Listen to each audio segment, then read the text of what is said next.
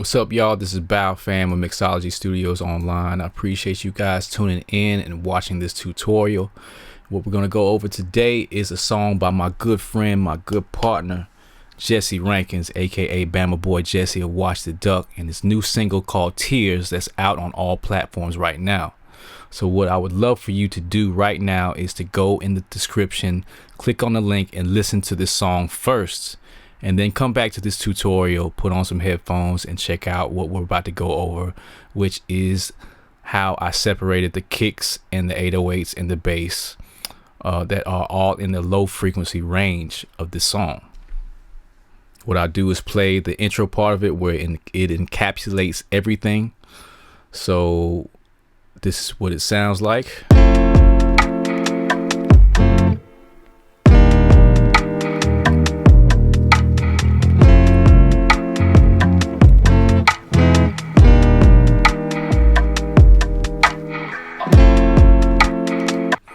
So what we have here is 3 kicks, 3 808s, and a bass line, as you can see right here. So let's get into this first kick loop part. We'll solo it by itself. As you can listen to it, seems like the low end was carved out a little bit, or already sounded like that, in which Jesse added a much thicker kick up top to give it more weight at the bottom, and more punch. And then there's an off kick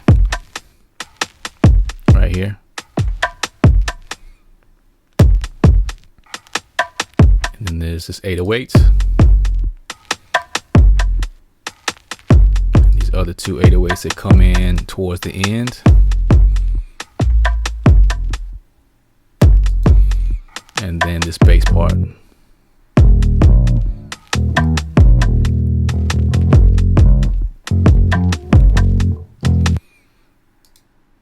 Starting with the kick loop, what I did was add a transient designer by SPL on there to just make the attack pop out a little bit more, and then also add this PS22 split to spatialize the top end of it. If I take this off,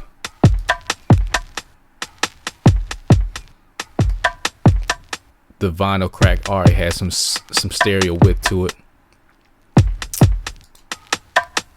But just give it just a little bit more of a touch on that top end.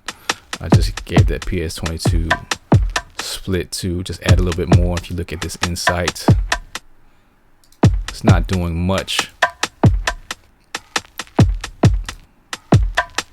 but it's just adding just a very small bit. And then if you go in and play around with it, you can see on the Insight plugin, which is just here just to see the space that it's doing in the stereo field. You can get really crazy with it, play around with the sweeps. As you can see right there, it gets really crazy and out of phase, but going back to my original setting, it's just doing a very small bit. And adding this layer kick on top of it.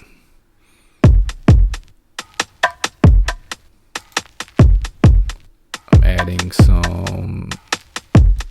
a lot more actual transient designing on the attack parts with this arc compressor right here, just compressing it a very slight bit and just making it punch a little bit more and it's a little bit louder. So I play this by itself.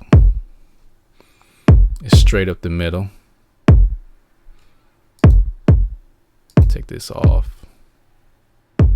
Sounds a little low. So add this arc compressor and this SPL designer, just give it a little bit more snap, a little bit more punch. Then add this off kick. And I widened it with a stock plugin by Pro Tools, the mod Delay 3, and just gave it a bit of a HAAS effect.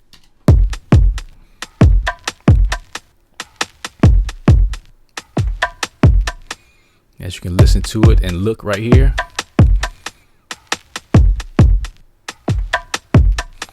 just widens it a little bit, gives it like a little egg shape on the stereo field. And if you listen to it, it's what it sounds like. So all I did was just add a little bit of delay on the left side, which is 7 milliseconds, and the right side, which is 0. And in the HAAS effect, you can go up to, I think, about 30 or 40 to where it doesn't get too crazy. But anything above 30 milliseconds, I think it gets a lot crazier. So that's 7. Let's just experiment and put 50 down. Yeah, it gets a little crazy. So all this is doing is that, you know, this right side is not delaying at all, and this left side is exaggerated by 50 milliseconds, so you can hear the difference. And really, it's just putting stuff out of phase, to be honest. So if you just zoomed in on this right here and split these channels up and then just shifted it by 50 milliseconds, then they would do the same thing. Like I said, I put it at 70. It still sounds together, but it's just stereo, as you can see right here. And the funny thing is that it sounds like it's coming from the right, but I've only affected the left side, where it's delaying a little bit. But when I play it all together, the stereo information closes up.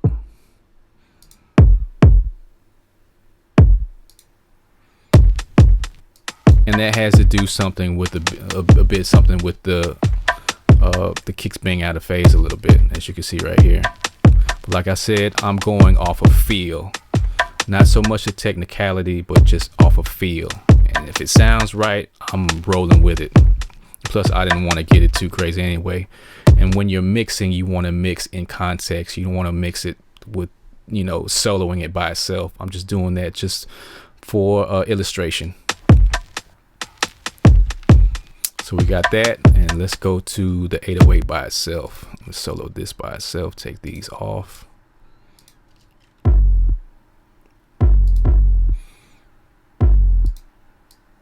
As you can see, this 808 is looking stupid crazy and wide.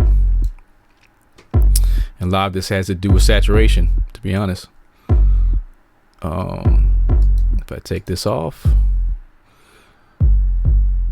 this 808 is straight up the middle by itself.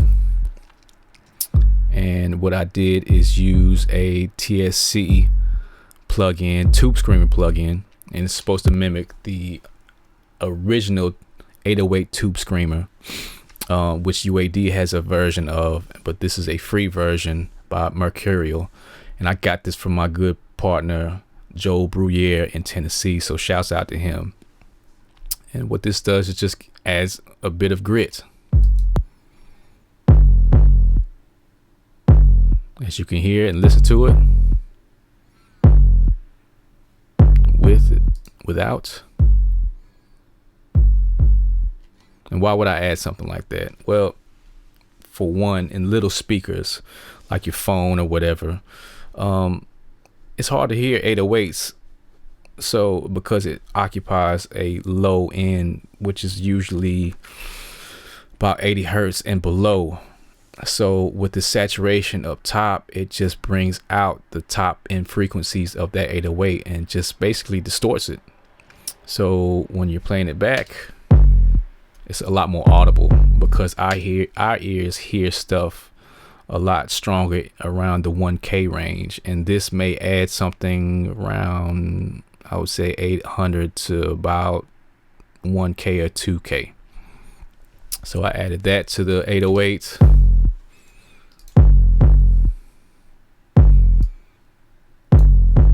Actually made it a lot more mono. Yeah, it did actually, didn't it? And then I added a HAAS effect. Same mod delay 3. This time I've only affected the right side, which is by 3 milliseconds. It's not by much, but as you can see right here, it makes a huge difference.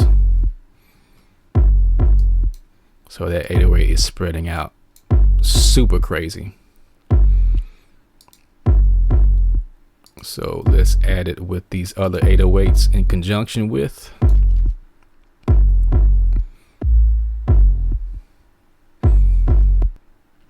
So with this particular 808, the main one, I feel like, and it sounded like to me, that this 808 occupied more of a higher spectrum on the frequency range, where it might have occupied maybe 50 or 60 hertz and up, as opposed to these other two 808s, which occupied a lower frequency range, to me sounding lower than 60 hertz.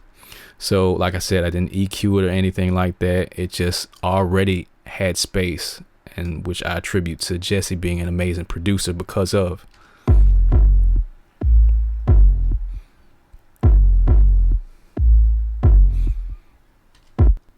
And I didn't do anything to this one right here, this first one, as you can see right there. Well, on this bottom one,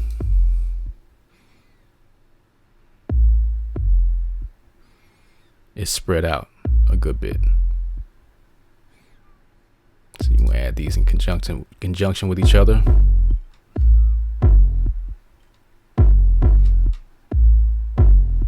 Add these kicks back in, and then add this bass.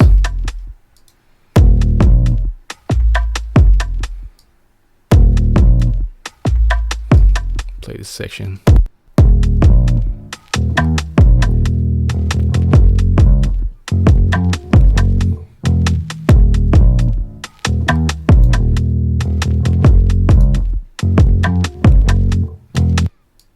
Let's add some insight to this as well.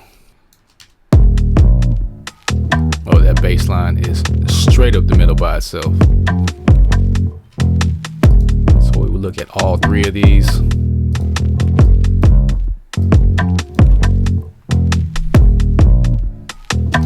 Separation by stereo width is what I mainly did. That bass line is straight up the middle. There is no stereo width to that at all. Since it's in the lower frequency than the top, it makes room for the vocals up top in the frequency spectrum. These are the kicks right here.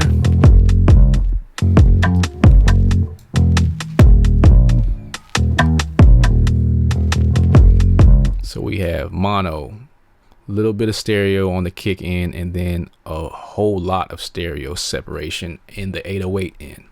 So that's how I did the low end parts of it. Stay tuned for another tutorial where I go over other sections like the guitars and bass and the vocals. So until next time, please like, subscribe, comment below what you did and what you did not like, and I'll see you in the next tutorial.